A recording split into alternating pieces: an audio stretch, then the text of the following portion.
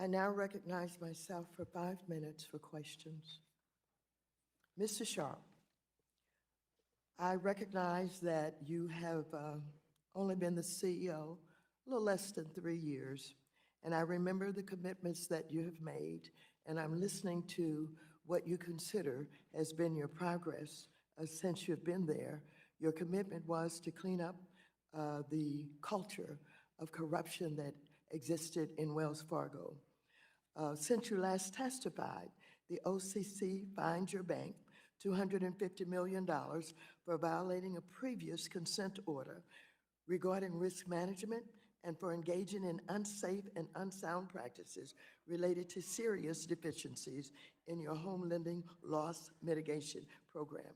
In May 2022, the New York Times reported that current and former employees of Wells Fargo described hiring practices that led to fake job interviews so that internal diversity goals could be achieved. A 2021 report by the Committee for Better Banks found Wells Fargo failed to sufficiently disclose employment diversity data, making it impossible to examine advancement opportunities for workers of color. One Wells Fargo employee, Ted Laurel, who is a call center worker in San Antonio, Texas, responded to the last report saying, and I quote, "It's extremely deflating to be a person of color at Wells Fargo. In the past couple of years, I've watched a handful of Black managers at Wells Fargo get fired or leave," quote unquote. Mr. Sharp, I know the bank has made various commitments to address the racial wealth gap, and you have finally agreed to do a racial equity audit.